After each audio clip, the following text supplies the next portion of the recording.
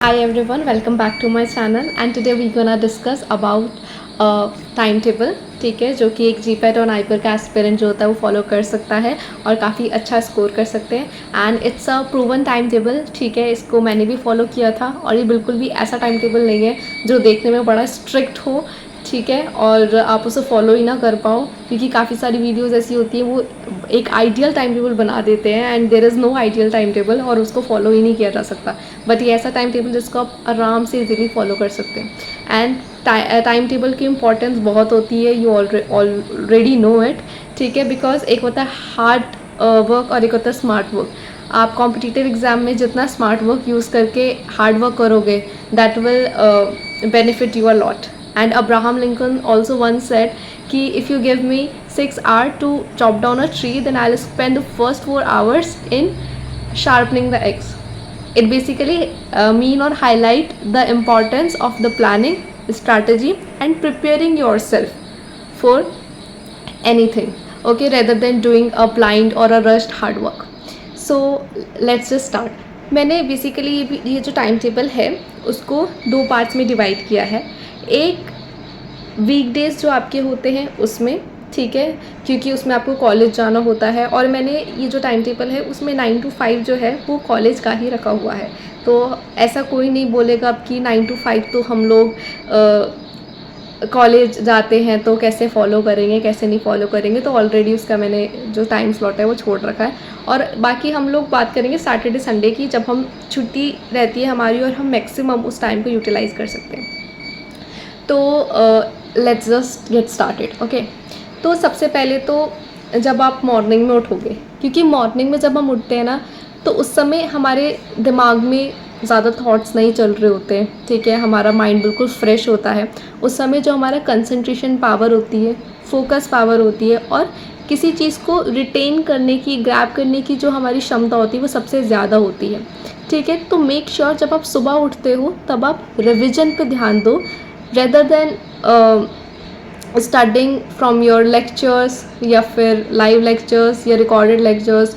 वो जो होता है ये सब उस समय ना देखो, रिवीजन पर फोकस करो. ठीक है, एंड जैसा कि सबको पता है कि pharmacology is one of the main subject. ठीक है, जो कि जीपैट और नाइपर दोनों के लिए होता है. तो हम लोग अपना जो डे है वो फार्माकोलॉजी के साथ ही स्टार्ट करेंगे. फार्माकोलॉजी में क्लासिफिकेशन सबसे इंपॉर्टेंट होती है और अगर आपने सारी क्लासिफिकेशन पढ़ ली ना तो आपने 60 to 70% फार्माकोलॉजी जो है वो याद कर लिए, क्योंकि मोस्ट ऑफ द क्वेश्चंस जो होते हैं वो हमारे क्लासिफिकेशन बेस्ड ही आते हैं. And if I talk about NIPER, solely classification based आते हैं. जीपैट में फिर भी थोड़ा घुमाया जाता है क्वेश्चंस को, डीप क्वेश्चंस भी आ जाते हैं, लेकिन नाइपर में बहुत क्लासिफिकेशन बेस्ड आ जाते हैं. अब आपको करना क्या है, आप डेली जब भी उठो तो कोई सी भी 2 क्लासिफिकेशन आपको रिवाइज़ करनी है. ठीक है, अब इसका भी एक तरीका है. मतलब आप क्या कर सकती हो ना, एक अपनी सेपरेट कॉपी बना सकते हो पतली सी, उसमें जितनी भी क्लासिफिकेशन है फार्माकोलॉजी की उन सारी एक पेज में एक क्लासिफिकेशन, अगले पेज में अगली क्लासिफिकेशन, आप ऐसे लिखते रहो. अब आप सुबह उठोगे, आपने 2 क्लासिफिकेशन लिखी और उसको रिवाइज़ कर लिया. इससे होगा क्या ना, जब आप लास्ट में रिवाइज़ करोगे, 1 महीना 15 दिन बचेंगे तो आपके पास एक कॉपी होगी जिससे आप इजीली रिवाइज़ कर सकोगे. और दूसरी बात यह है कि जब हमारे पास लिखा हुआ रहता है ना हमारी ओन राइटिंग में, तो हम ज़्यादा इजीली ग्रैब कर पाते हैं और हमारा ब्रेन ज़्यादा फेमिलियर होता है उससे, रेदर देन जब हम लोग प्रिंटेड से पढ़ते हैं. तो मैंने भी क्लासिफिकेशन अपने हाथों से लिखी थी, ठीक है, कॉपी में, और एक सेपरेट कॉपी बनाई थी. तो आई सजेस्ट कि एक सेपरेट कॉपी बनाओ और हर दिन अगर आप रोज़ सुबह उठ के 2 क्लासिफिकेशन लिखोगे और 2 रिवाइज़ कर लोगे तो दोनों काम साथ साथ में हो जाएंगे. रिविजन भी हो जाएगा और आपकी कॉपी भी बनती रहेगी. हाफ़ एन आवर में ये बेसिकली हो जाएगा. हाफ़ एन आवर, 1 घंटे में आप दोनों लिख भी लोगे और रिवाइज़ भी कर लोगे. क्योंकि जो क्लासिफिकेशन होती है उसे भूलने का सबसे जल्दी मतलब भूल ही जाती है. ठीक है, बिकॉज नाम ऐसे होते हैं, तो उसका डेली रिवीजन करना बहुत इंपॉर्टेंट है. तो एक काम तो हमें ये करना है सुबह उठ के. दूसरा काम हम लोगों को क्या करना है कि आपका जितना भी आपके पास टाइम बच रहा है, 1 घंटा 2 घंटा, जैसे आइडियली मान लो कि एक बच्चा 6 o'clock पे अगर उठता है तो 6 से 6:30 या 6:45 तक उसने ये क्लासिफिकेशन पढ़ ली. उसके बाद उसके पास जितना भी टाइम बच रहा है उस टाइम पे वो MCQs लगा ले. ठीक है, मैक्सिमम MCQs जो है वो लगा ले, जितने उसकी कैपेसिटी जितने वो लगा सकता है. और कॉलेज जाने से 15 मिनट पहले, जस्ट 15 मिनट्स पहले या 20 मिनट्स पहले आपको स्यूटिक्स की जो टेबल है वो उठानी है और उसमें से कोई सी भी 2 टेबल, ठीक है, 3-4 टेबल वो आपको याद कर लेनी है। क्योंकि जैसे मैंने बताया फार्मास्यूटिक्स में क्या होता है ना कि न्यूमेरिकल बेस्ड काफ़ी सारी टेबल्स हैं, और जब MCQs आता है ना तो हम बहुत ज़्यादा कंफ्यूज हो जाते हैं कि इसका आंसर ये होगा, क्योंकि सारे नंबर्स तब ना जम्बल्ड होने लगते हैं दिमाग में और हम भूल जाते हैं। तो उसका रिवीजन भी बहुत इंपॉर्टेंट है। अगर आप डेली 1 या 2 टेबल लर्न कर लेती हो, रिवाइज कर लेती हो, तो वो बहुत ही ज़्यादा आपके लिए हेल्पफुल रहेगा। अब उसके बाद 9 to 5 मान लेते हैं, चलो आपका कॉलेज है, ठीक है। वैसे हमेशा कोई ना कोई क्लास तो ऐसी होती है जो नहीं हो रही होती है, हमारे पास टाइम फ्री रहता है 1 आवर, हाफ एन आवर। तो जब भी आपको कॉलेज में टाइम मिले तो आप MCQs प्रैक्टिस कर लो, उसमें भी MCQs लगा लो। बिकॉज पूरा रिविजन करना बैठ के या कोई लेक्चर देखना इट्स नॉट पॉसिबल कॉलेज में, बट आप MCQs कहीं पे भी लगा सकते हो, दे आर हैंडी।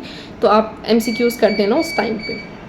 उसके बाद आता है कि जब आप 5 बजे के बाद घर आ गए, तो उसके बाद आप पहले हाफ एन आवर आप आराम से रेस्ट कर सकते हो, ठीक है।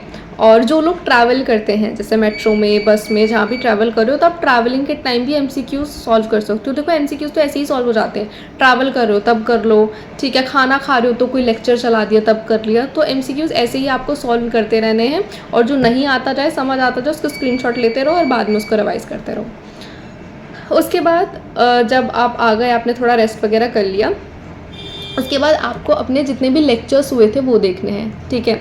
जैसे मैं जनरली प्रेफर करती थी कि मैं रिकॉर्डेड लेक्चर देखूं, ठीक है। क्योंकि देखो लाइव लेक्चर में पहली बात क्या होता है कि हम लोग एडजस्ट नहीं कर पाते जो स्पीड होती है। रिकॉर्डेड में आप आराम से अपनी तरीके से एडजस्ट कर सकते हैं, 2x पे, 1.5x पे भी, जिस पे भी आप देखते हैं, टाइम बचता है। दूसरा, लाइव लेक्चर में क्या होता है, शुरू में जनरली टीचर या तो मोटिवेशन दे रहा होता है, या तो इंट्रोडक्शन दे रहा होता है, या पुराना जो पढ़ा है उसका रिकैप दे रहा होता है, तो आप वो भी स्किप कर सकते हो। तो काफ़ी ज़्यादा टाइम जो है वो बच जाता है, तो आप रिकॉर्डेड लेक्चर अपना देख सकते हो। अब 2 से 3 ही लेक्चर होते हैं एक दिन में, से ज़्यादा तो नहीं होते, आराम से वो कंप्लीट हो जाएंगे। इससे आपका बैकलॉग भी नहीं होगा, क्योंकि जो एक दिन पहले हुआ था वो आपने रिकॉर्डेड में अगले दिन देख लिया लेक्चर, तो आपके लेक्चर्स भी कंप्लीट हो गए। अब लेक्चर्स में सबसे मेन इंपॉर्टेंट पॉइंट क्या याद रखना है, जब भी आप भी कोई लेक्चर देखते हो तो जस्ट उस टीचर को सुनो, कुछ इंपॉर्टेंट पॉइंट अगर एडिशनल ऐड करा रहा है या कोई इंपॉर्टेंट पॉइंट बता रहा है तो उसको लिख लो साइड में, और अपना ऐसे ही पढ़ते रहो। जैसे ही आपका लेक्चर ख़त्म हो जाता है, आपको अपनी किताब बंद नहीं कर देनी है, आपको सिर्फ 10 मिनट्स आपको देने हैं, और जो उसने पढ़ाया है मेन उसको बस एक बार पलट लिया। इससे क्या होता है, हमारी फर्स्ट रीडिंग हो जाती है। उसके बाद जब हम लोग सेकेंड टाइम रीड करते हैं तो हमारे दिमाग में रहता है कि हाँ यार हमने कहीं पढ़ा था, और वो आपने तभी ताज़ा पढ़ा हुआ होता है, तो आपको इजीली याद हो जाता है और इजीली आप एक बार देख लेते हो, गो थ्रू कर लेते हो, ठीक है। रेदर देन आप जब बिल्कुल उसको 1 हफ्ते बाद देखोगे ना तो आपको बिल्कुल याद नहीं आएगा कि आपने क्या पढ़ा था। तो इट्स बेटर इतना 1 घंटा अपना वेस्ट करने में बाद में, इससे अच्छा 10 मिनट पहले ही आप उसको, तभी जैसे लेक्चर खत्म हुआ वैसे उसको एक बार पलट लिया, एक बार देख लिया, फिर सेकेंड लेक्चर किया, उसको कंप्लीट करने के बाद उसको एक बार पलट लिया, देख लिया, ऐसे कर लिया। तो सारे आपने लेक्चर्स कंप्लीट कर लिए। सारे लेक्चर्स कंप्लीट करने के बाद आप जब सोने जाओ तो सोने से आधा घंटा पहले आपने सारी नेमिंग रिएक्शंस रिवाइज करनी है।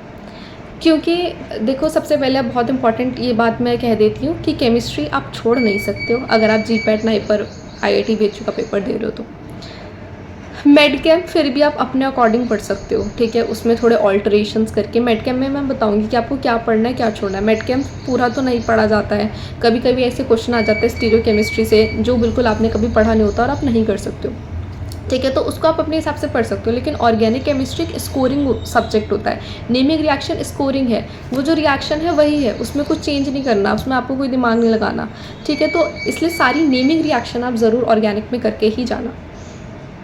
और केमिस्ट्री जो होती है उसके लिए तो एक बहुत ही फेमस मुहावरा है कि केमिस्ट्री है बड़ी बेवफा, रात को पढ़ी और सुबह सफ़ा, ठीक है। तो इसलिए ही केमिस्ट्री को रिवाइज़ करना बहुत इंपॉर्टेंट रहता है। अगर आपने 1 महीने पहले केमिस्ट्री पढ़ी है और उसके बाद आप 1 महीने बाद अगर केमिस्ट्री खोलोगे तो आपको कुछ भी याद उसमें से नहीं रहेगा या बहुत ही धुंधला याद रहेगा।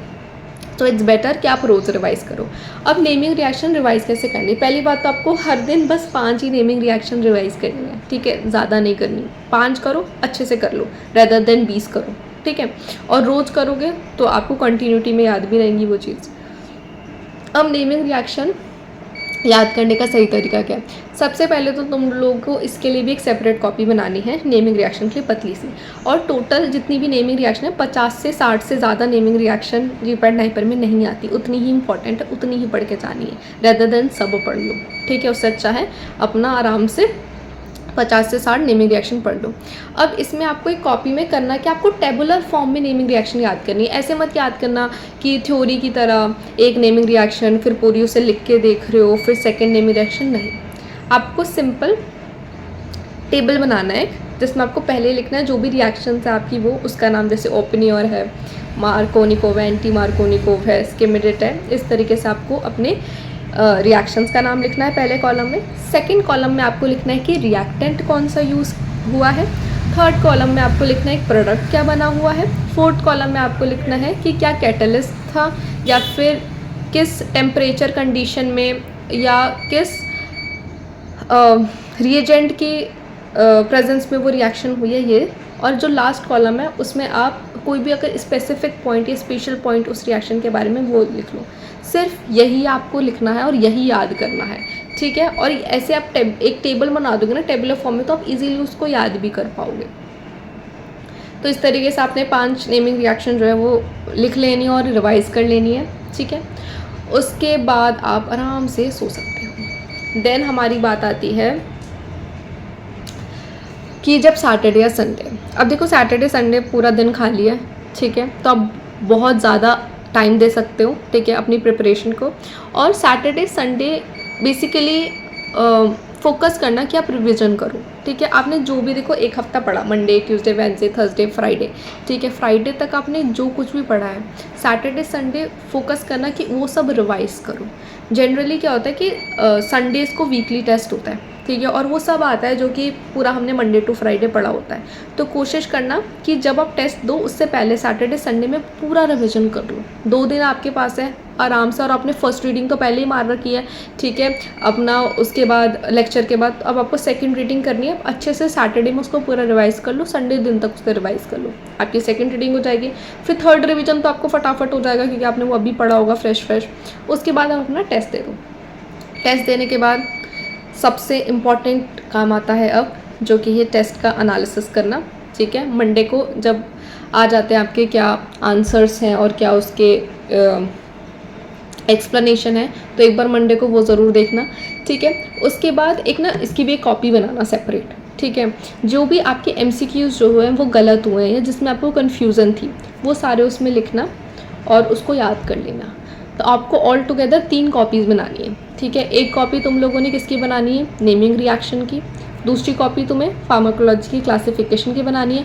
और तीसरी कॉपी तुम लोगों को MCQs की बनानी है, जो भी तुम्हारे गलत जाते हैं या जो कॉन्सेप्ट तुम्हें अच्छे से नहीं आता है उसको लिख लेना उसमें। अब ये जो 3 कॉपीज़ आपने बनाई हैं, ठीक है, ये आपको लास्ट में काफ़ी ज़्यादा हेल्पफुल रहेंगी।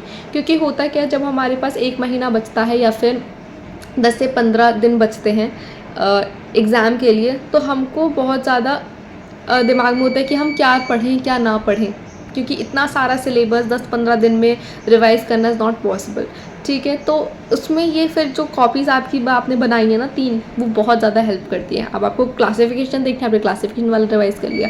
आपको नेमिंग रिएक्शन देखना है, आपने नेमिंग रिएक्शन रिवाइज़ कर लिया। आपने जितने भी MCQs आपके गलत थे, जो कॉन्सेप्ट्स आपको ध्यान नहीं थे, आपने वो रिवाइज़ कर लिया, बस हो गया। सो यही टाइम टेबल है, ठीक है। एंड आई थिंक ये इतना ज़्यादा कोई हार्ड टाइम टेबल नहीं है जिसको आप फॉलो ना कर सको। बाकी अपनी तरीके से आप उसको थोड़ा सा मॉडिफाई कर सकते हो, मॉड्यूलेट कर सकते हो, ठीक है, ऊपर नीचे कर सकते हो, क्योंकि सब हर किसी की स्ट्रैटेजी अलग होती है। आप इससे एक आइडिया ले सकते हो and I think it would be helpful to you, ठीक है। आप सब इसको फॉलो करना और मुझे कमेंट में ज़रूर बताना 1 महीने बाद कि वॉज इट हेल्पफुल और नॉट। सो मैं ऑल्टरनेट डेज़ पे यूजुअली वीडियोज़ डालती रहती हूँ। So if you like my channel so please do comment, subscribe, like and press the bell icon, ताकि सारी नोटिफिकेशन आपको मिलती रहे। Bye bye, keep learning, keep